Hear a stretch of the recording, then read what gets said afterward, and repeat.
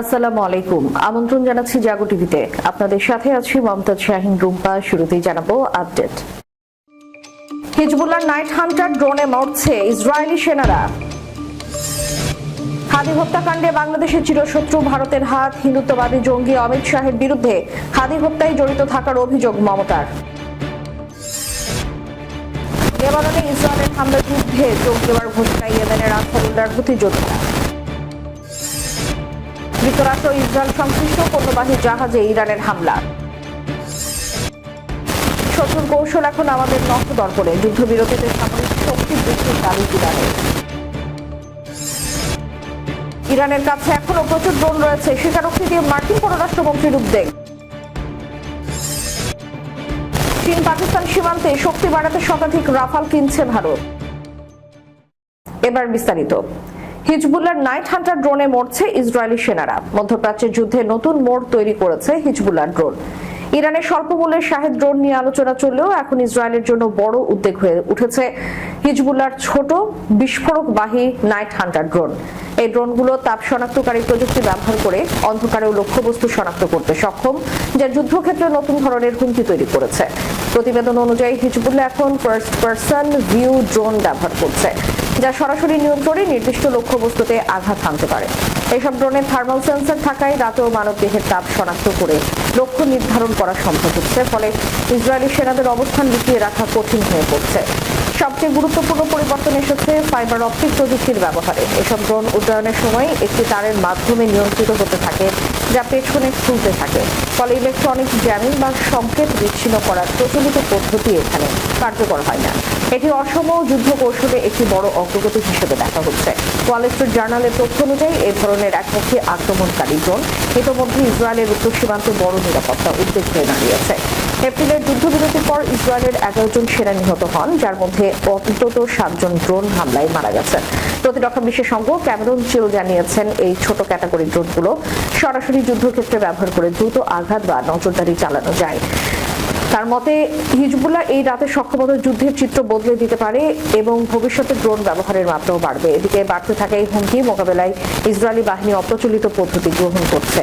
মাছ ধরার জাল বা ফুটবল মাঠের জাল ব্যবহার করে ড্রোন আটকানোর চেষ্টা চলছে। পাশাপাশি ইলেকট্রনিক জ্যামিং, নেট গান এবং স্থাপনায় ঘিরে বিশেষ জাল স্থাপনের মতো নতুন প্রতিরক্ষা ব্যবস্থাও বিবেচনা করা হচ্ছে।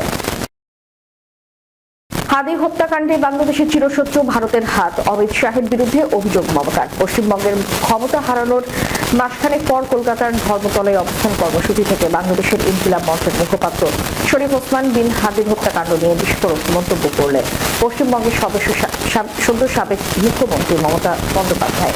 মঙ্গলবার তিনি সরাসরি ইঙ্গিত দিয়েছেন, এই খুনের সঙ্গে জড়িত মূল আততায়ীরা মেঘালয় সীমান্ত পেরিয়ে পশ্চিমবঙ্গে প্রবেশের পর রাজ্য পুলিশের স্পেশাল টাস্কফোর্স তাদের গ্রেপ্তার করে রেখেছিল, কিন্তু সেই খবর যাতে প্রকাশ্যে না আসে তার জন্য খোদ ভারতের স্বরাষ্ট্রমন্ত্রী অমিত শাহ তাকে ব্যক্তিগতভাবে ফোন করে বিষয়টি চেপে যাওয়ার অনুরোধ করেছিলেন। মমতা বলেন, দেশের স্বার্থের দোহাই দিয়ে শাহ তাকে বলেছিলেন পশ্চিমবঙ্গ পুলিশের নির্দেশ দিতে যাতে খবর কোনোভাবেই বাইরে না যায়। মমতার এই বিস্ফোরক দাবির পর স্বভাবতই প্রশ্ন উঠেছে, কে এই ওসমান হাদি এবং কেন তার মৃত্যু রাজনীতিতে এতটা গুরুত্বপূর্ণ। 32 বছর বয়সী শরীফ ওসমান বিন হাদি ছিলেন বাংলাদেশের 2024 সালের জুলাই গণ অভ্যুত্থানের অন্যতম আলোচিত মুখ এবং ইনকিলাব মঞ্চের প্রতিষ্ঠাতা মুখপাত্র। ঝালকাঠির এক মাদ্রাসা শিক্ষকের সন্তান হাদি ঢাকা বিশ্ববিদ্যালয়ের রাষ্ট্রবিজ্ঞান বিভাগ থেকে পড়াশোনা শেষ করে একটি বেসরকারি বিশ্ববিদ্যালয়ে শিক্ষকতা করতেন। জুলাই অভ্যুত্থানের পর তিনি বাংলাদেশের রাজনীতিতে এক প্রখর ভারত বিরোধী কণ্ঠস্বর হিসেবে আত্মপ্রকাশ করেন। ফ্যাসিবাদী শেখ হাসিনার ক্ষমতাচ্যুতির পর আওয়ামী লীগকে নিষিদ্ধ করার দাবি তোলার পাশাপাশি তিনি ভারতের আগ্রাসনের বিরুদ্ধে সোচ্চার ছিলেন। তার এই অবস্থান তাকে তরুণ সমাজ তথা দেশের আপামর মানুষের কাছে তুমুল জনপ্রিয় করে তুলেছিল। ত্রয়োদশ সংসদ নির্বাচনে তিনি ঢাকা 8 আসন থেকে স্বতন্ত্র প্রার্থী হিসেবে প্রতিদ্বন্দ্বিতার প্রস্তুতি নিয়েছিলেন। এই রাজনৈতিক উত্থানের মাঝে 2025 সালের 12 ডিসেম্বর দুপুরে ঢাকায় পুরনো পল্টনের বক্স কালভার্ট রোডে এক সুপরিকল্পিত গুপ্ত হত্যার শিকার হন হাদি। জুমার নামাজের পর একটি ব্যাটারি চালিত রিকশায় যাওয়ার সময় মোটরসাইকেলে আসা আতাইরা খুব কাছ থেকে তার মাথায় গুলি করে। এই হত্যাকাণ্ডের তদন্ত নেমে ঢাকা মহানগর পুলিশের গোয়েন্দা শাখা জানায়, মূল শুটার ছিল ফয়সাল করিম মাসুদ এবং তার সহযোগী আলমগীর হোসেন। অপরাধ সংঘটিত করার পর তারা ভারতে পালিয়ে যান। চলতি বছরের মার্চ মাসের শুরুতে এই ফয়সাল এবং আলমগীরকে ভারতের উত্তর 24 পরগনার বনগাঁ থেকে গ্রেপ্তার করে পশ্চিমবঙ্গ পুলিশের এসটিএফ। তাদের সীমান্ত পার হতে সাহায্য করার অভিযোগে ফিলিপ সাংমা নামে অপর এক ব্যক্তিকেও গ্রেফতার করা হয়। এতদিন এই গ্রেপ্তারের বিষয়টি এসটিএফ এর একটি সফল অভিযান হিসেবে দেখা হচ্ছিল, কিন্তু মমতা বন্দ্যোপাধ্যায়ের মঙ্গলবারের মন্তব্য এই ঘটনায় সম্পূর্ণ নতুন মাত্রা যোগ করেছে। অবস্থান ধর্মঘটে মমতা বন্দ্যোপাধ্যায় বলেন, বাংলাদেশের এক বড় খুনি এসটিএফ গ্রেপ্তার করেছিলেন, যাতে বাংলাদেশে অনেক আন্দোলন হয়েছিল।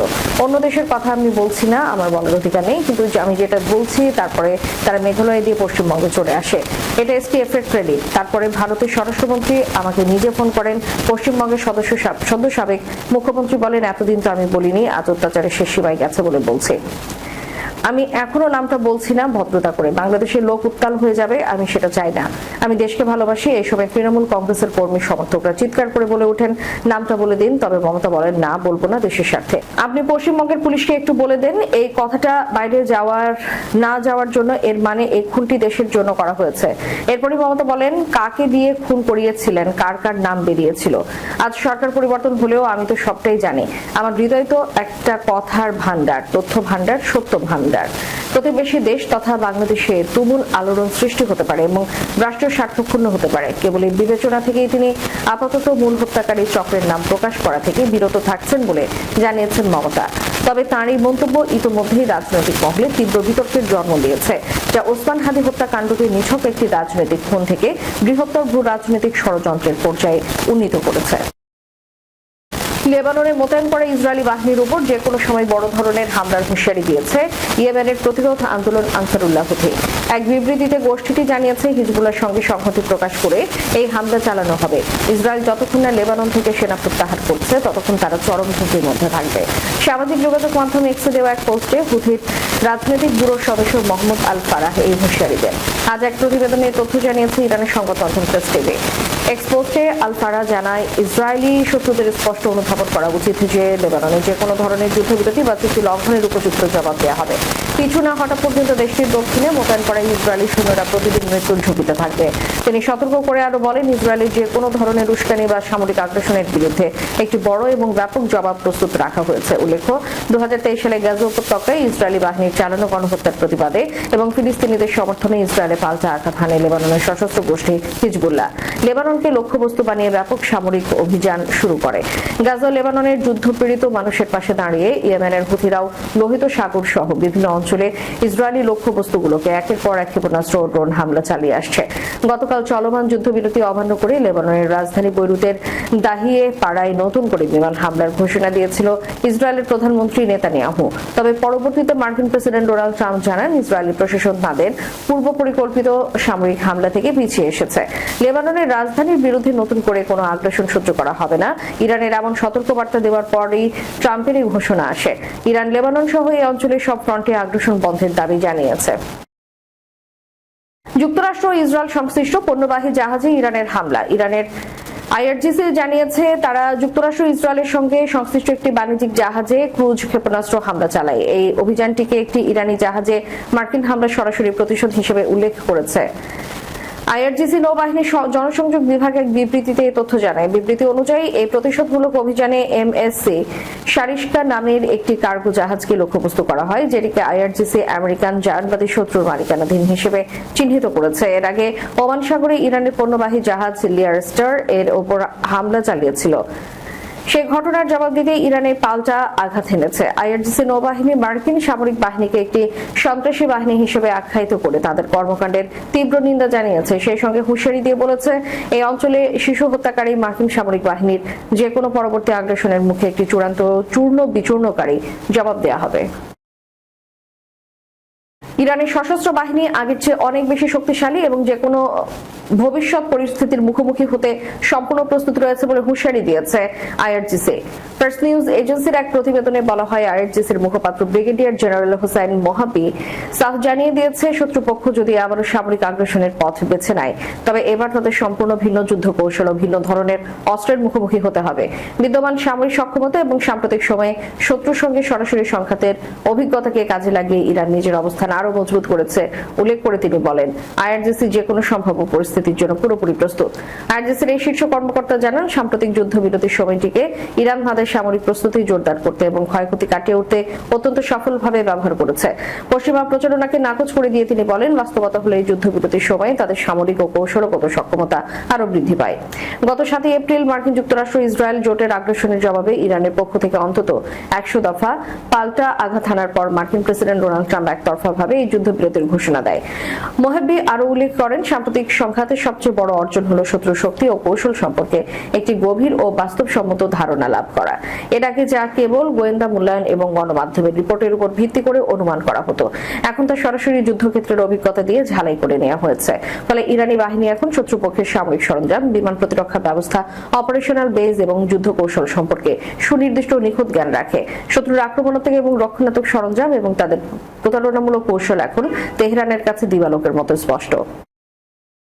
ইরানের কাছে এখনো প্রচুর ড্রোন রয়েছে, স্বীকারোক্তি দিয়ে মার্কিন পররাষ্ট্রমন্ত্রীর উদ্বেগ। মার্কিন প্রেসিডেন্ট ডোনাল্ড ট্রাম্পের নির্দেশে গত ফেব্রুয়ারির শেষ ভাগে ইরানের বিরুদ্ধে শুরু হওয়া যুদ্ধের পর দেশটির সামরিক প্রতিরক্ষা ব্যবস্থা ব্যাপকভাবে ভেঙে পড়েছে বলে দাবি করেছে মার্ক রুবিও। তবে একই সঙ্গে তিনি স্বীকার করেছেন, ইরানের কাছে এখনো বিপুল সংখ্যক ড্রোন আছে। সস্তা প্রযুক্তির কারণে এই ড্রোন হুমকি মোকাবেলা করা বেশ কঠিন এবং এটি এখন বিশ্বজুড়ে একটি বড় সমস্যা হয়ে দাঁড়িয়েছে। মার্কিন সিনেটর বৈদেশিক সম্পর্ক কমিটির সদস্যদের সামনে উপস্থিত হয়ে দেশটির শীর্ষ কূটনৈতিক ট্রাম্প প্রশাসনের সামরিক সাফল্য তুলে ধরার পাশাপাশি বৈশ্বিক এই চ্যালেঞ্জের কথা পুনর্ব্যক্ত করেন। রুবিও বলেন, ড্রোনের অর্থনৈতিক দিকটি এমন একটি বিষয় যার স্থায়ী সমাধান আমাদের বের করতে হবে। তবে এত কিছুর পরও ইরানের ড্রোন তৈরির সক্ষমতা আগের চেয়ে বহুলাংশে হ্রাস পায়। মার্কিন পররাষ্ট্রমন্ত্রীর মতে, ইরান তার পারমাণবিক কর্মসূচিকে সুরক্ষিত রাখতে ক্ষেপণাস্ত্র ও ড্রোন ব্যবহার করে যে প্রচলিত প্রতিরক্ষা কবচ তৈরি করেছিল মার্কিন সামরিক অভিযানে, তা এখন অনেকটাই গুড়িয়ে গেছে। ইরানের নৌবাহিনীর বর্তমান দশা নিয়ে কটাক্ষ করে তিনি বলেন, দেশটির নৌবাহিনীর এখন যে অবশিষ্ট আছে তা মূলত মেশিন গান বসানো কিছু সাধারণ বোটের সমষ্টি মাত্র। এর পাশাপাশি ইরানি বন্দরগুলোতে যুক্তরাষ্ট্রের কঠোর নৌ অবরোধের অর্থনৈতিক প্রভাব তুলে ধরে রুবিও জানান, এই ব্লকেডের কারণে ইরান প্রতিদিন কোটি কোটি ডলারের রাজস্ব হারাচ্ছে, যা তাদের অর্থনীতিকে চরম বিপর্যয়ের মুখে ফেলেছে। সামগ্রিকভাবে ইরানের সামরিক সক্ষমতা দুর্বল করা সম্ভব হলেও তাদের ড্রোনের মজুদকে এখনো মার্কিন প্রশাসন একটি বড় উদ্বেগের কারণ হিসেবে দেখছে। ভারতীয় বিমান বাহিনীর ইতিহাসে অন্যতম বৃহত্তম যুদ্ধ বিমান ক্রয়ের প্রক্রিয়া গতি পেতে শুরু করেছে। ফ্রান্সের কাছ থেকে আরো 114টি সর্বাধুনিক রাফেল যুদ্ধ বিমান কেনার চূড়ান্ত প্রস্তুতি নিচ্ছে ভারত।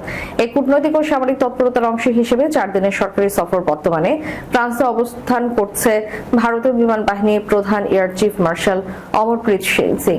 সংশ্লিষ্ট মহলের মতে তার এই সফর কেবল প্রথাগত সৌজন্যমূলক নয়, বরং এই মেগা চুক্তির বাস্তবায়নকে দ্রুততম করার ক্ষেত্রে অত্যন্ত তাৎপর্যপূর্ণ। প্রতিরক্ষা মন্ত্রণালয় সূত্র জানা গেছে, ভারত ইতিমধ্যেই এই যুদ্ধ বিমান কেনার আনুষ্ঠানিক প্রস্তাব ফ্রান্সের কাছে পাঠিয়েছে।